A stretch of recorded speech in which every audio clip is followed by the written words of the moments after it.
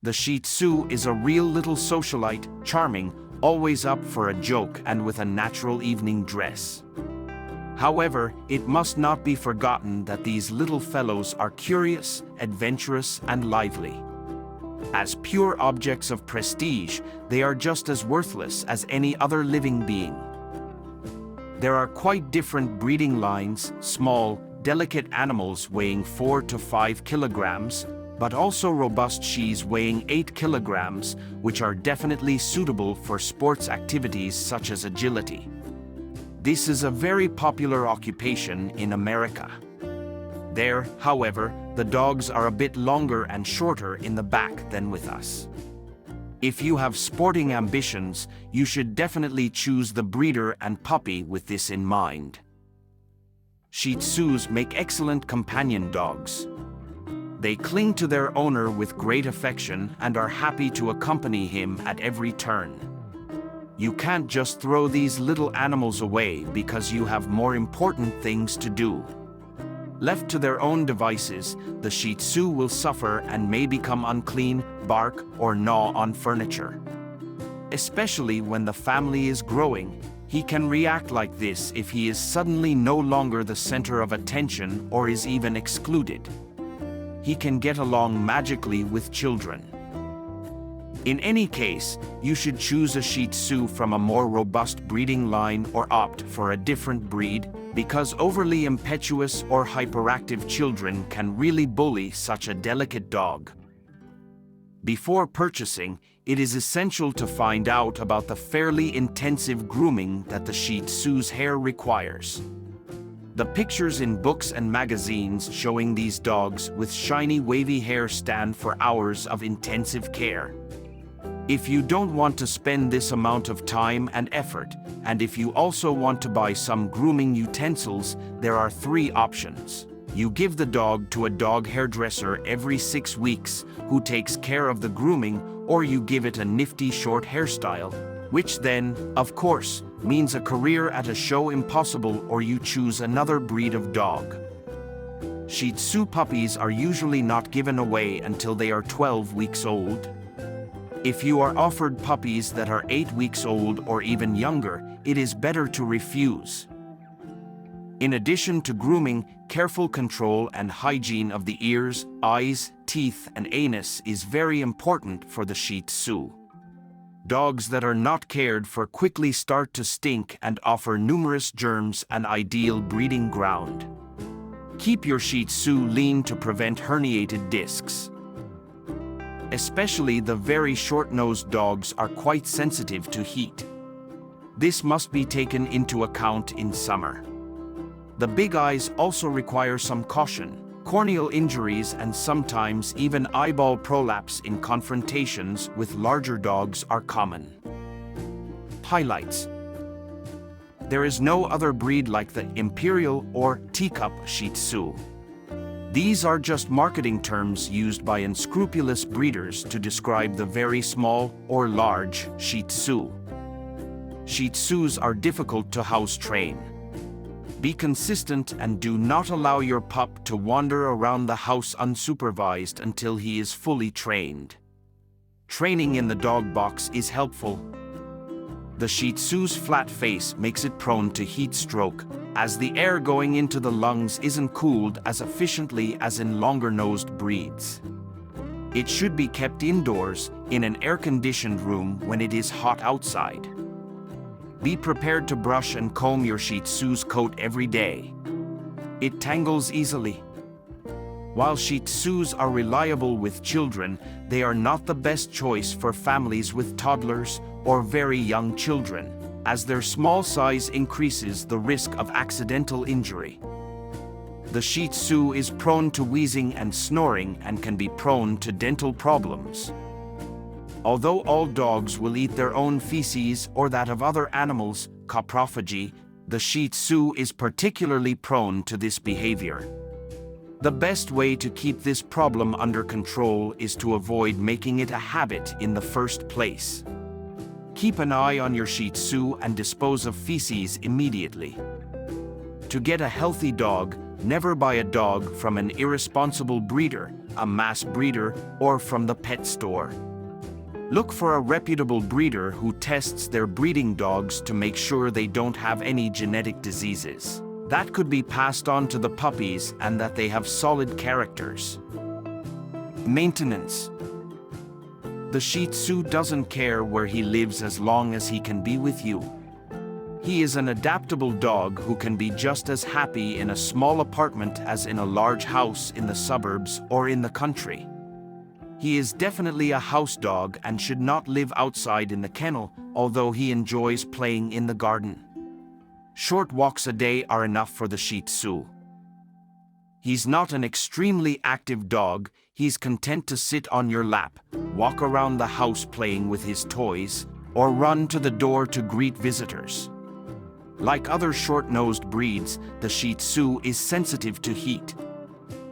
On hot days, he should stay indoors, in an air-conditioned room or with fans to avoid a heat collapse. No, the breed cannot fly, but owners consistently report that their Shih Tzu thinks they can. It's not uncommon for a Shih Tzu to jump off the bed or chair without fear. Even if this doesn't seem high to you, for the little Shih Tzu this is towering. And unfortunately, those jumps often end in injuries. The breed has its weight in the front and falls forward, resulting in head injuries or even concussions. Be careful when carrying your Shih Tzu. Hold him tight and don't let him jump out of your arm or off the furniture. Although naturally good-natured and friendly, the Shih Tzu requires early socialization. Like any dog, without good early socialization, they can become skittish. Early socialization will ensure your Shih Tzu puppy grows up to be a well-balanced dog. It is often difficult to house-train Shih Tzus. It's important not to give the puppy a lot of opportunity for accidents around the house. After all, you don't want him getting used to the carpet as a toilet. Some Shih Tzu owners train their dogs to use a litter box so they don't have to take them outside in inclement weather or when dog time is short.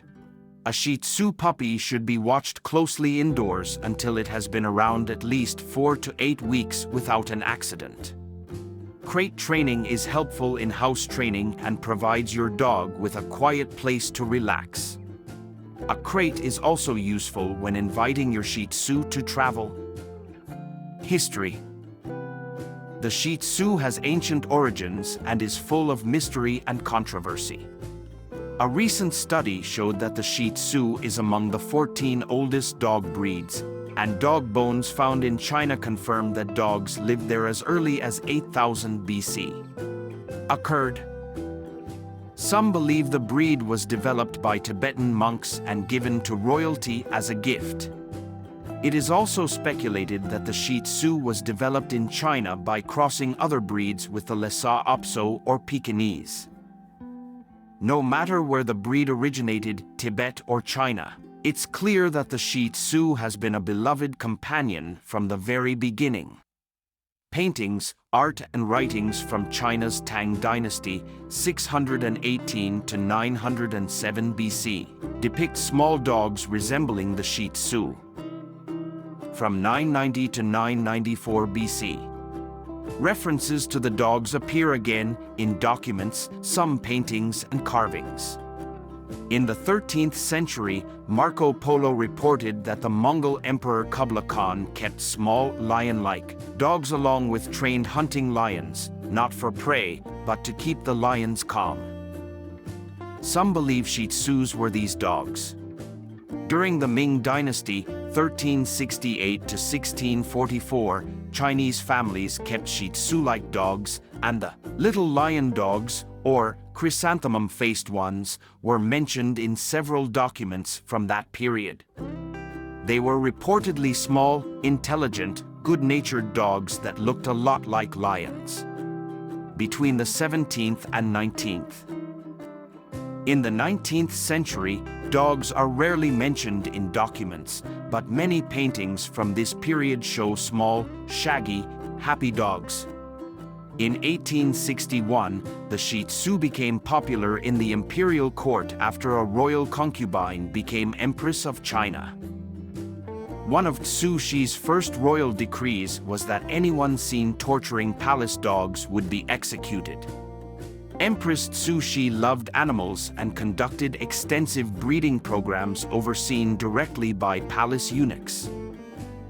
During Empress Cixi's reign, the Dalai Lama gave her a pair of resplendent Shih Tzus, which have been shown to be the source of the imperial palace's lion dogs. It is said that the Shih Tzus had their own palace and were trained to sit and wave their paws when the Empress visited them. After her death in 1908, many royal families competed in the production of dogs with the finest coats and colors. Because of this competition, breeding practices have been kept secret.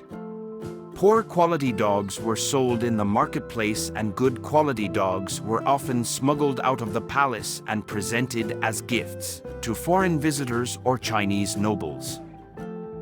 In 1928, the first pair of Shih Tzus, a male-female pair, was brought to England from Beijing by Lady Brownrigg, wife of the Quartermaster General of the North China Command. In 1933, a Mrs. Hutchins brought a Shih Tzu to Ireland from China. This dog was then bred to Lady Brownrigg's. These three dogs were the basis of Lady Brownrigg's kennel. Maureen Murdoch and Philip Price, her nephew, were the first to bring and breed the Shih Tzu to the United States. By 1960, there were 3 Shih Tzu clubs: the American Shih Tzu Association in Florida, the Texas Shih Tzu Society, and the Shih Tzu Club of America. In 1963, the Shih Tzu Club of America and the Texas Shih Tzu Society combined to form the American Shih Tzu Club. In 1969, the American Kennel Club recognized the breed as a member of the dwarf group. Let us know in the comments below so we can continue being proud of this breed walking among us. Thanks for watching the video. If you like this video, please subscribe to our YouTube channel for more videos. It's as simple as that.